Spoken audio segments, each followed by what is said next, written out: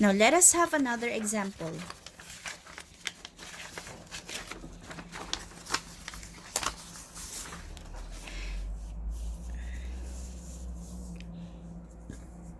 Jill kept a record of her workout times. How many of Jill's workouts lasted exactly 90 minutes?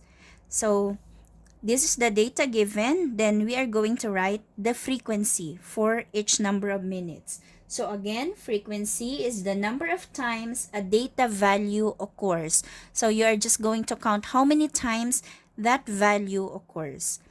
So we are asked to make a frequency table. List the workout times in the first column. So these are the workout times that we get from this data. And then we are going to record the frequency of each time. So complete the frequency table. 30, let us count 1, 2, 3, 4, 5, 6, and 7. So there are 7 30 minutes. How about 60? 1, 2, 3, 4, 5, 6, 7, 8, 9, 10, 11. So there are 11 times for 60 minutes. How about 90? 1, 2, 3, 4, and that's it. 4. And 120? 1, 2, 3, 4, 5, 6. Okay, so to check if you tally them correctly, so you may count the total number of data given. We have 1, 2, 3, 4, 5, 6, 7 times 4, so that's 28. See if the total here is 28. We have 7 plus 11, that's 18, plus 4, that's 22, plus 6, it's 28. Or you can do it again.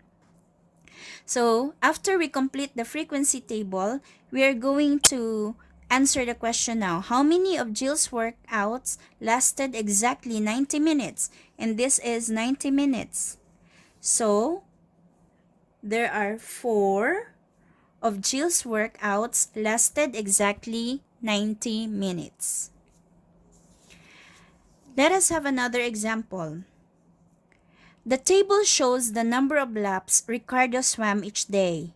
What percent of the days did Ricardo swim 18 or more laps?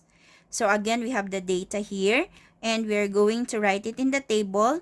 We have the number of laps, the frequency, and we have another column that is for the relative frequency.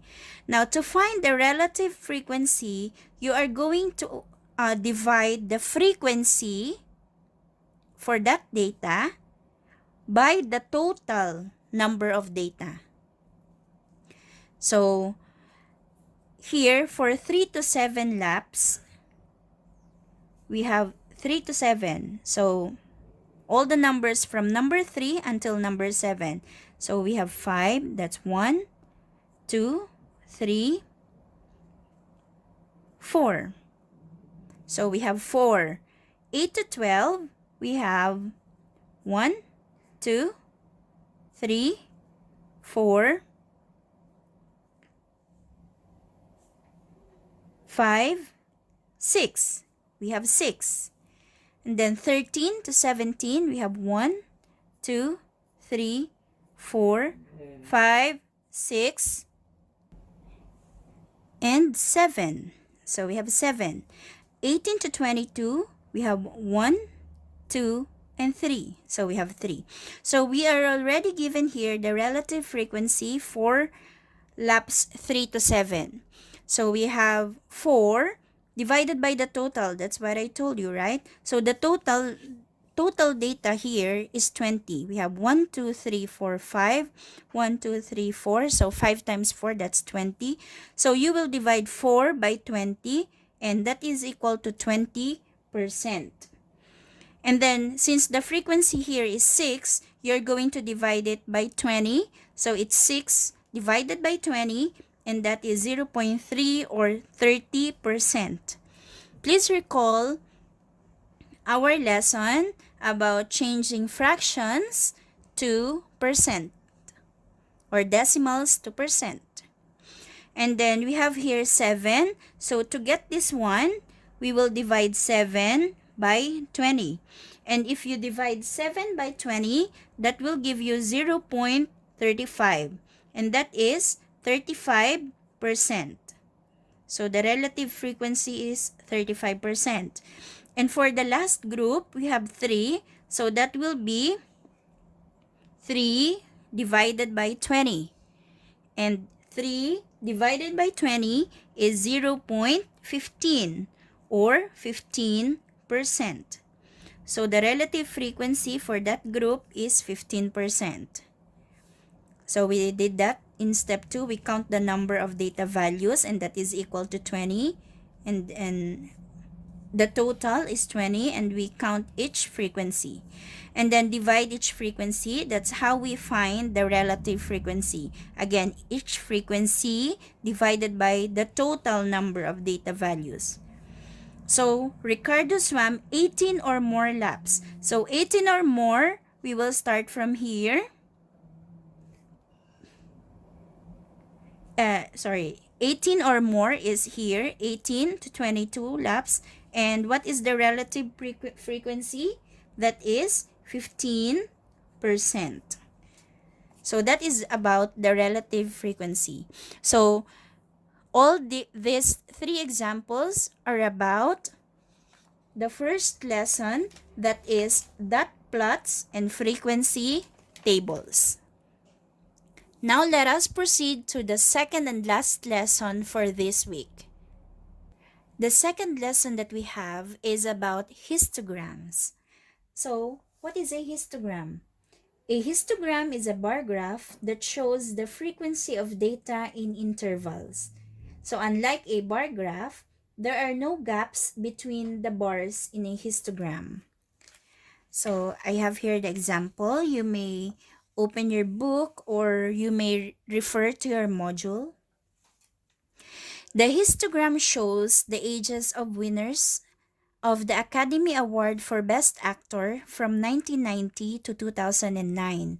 How many winners were under 40 years old? So we have here the histogram about the ages of best actors from the year 1990 to 2009. So we are going to interpret the histogram. The height of each bar shows how many data values are in the interval the bar represents. So here on the left, we can find the frequency, and here on the horizontal line, we have here the ages, and the ages are represented in groups. So we have ages 20 to 29, 30 to 39, 40 to 49, 50 to 59, and 60 to 69. So, how many winners were 20 to 29 years old? So, it's here in this group, and you're going to look at the left for the frequency. And how many? That is just 1. Which other bar represents people under 40? So, aside from 20 to 29 group, which other group represents people under 40? So, this group, that is 30 to 39. And how many winners were 30 to 39 years old? So, again, look at the group, 30 to 39, and then look at the look at the left to find the frequency, and that is 6. So, there are 6 winners from 30 to 39 years old. To find the total number of winners who were under 40, because going back to the problem, we are asked to find how many winners were under 40 years old. So we have 2 groups of ages under 40. So we have 20 to 29, there's 1 winner, and 30 to 39, there are 6 winners. So we just have to add those 2 numbers, so 1 plus 6, that gives us a total of 7. So to answer the question, there are 7 winners that were under 40 years old. And that's all for this week's lessons. I hope you learned something new today, grade 6, and I hope you will come back next week to learn new things in math and be ready for more brain teasers. Bye.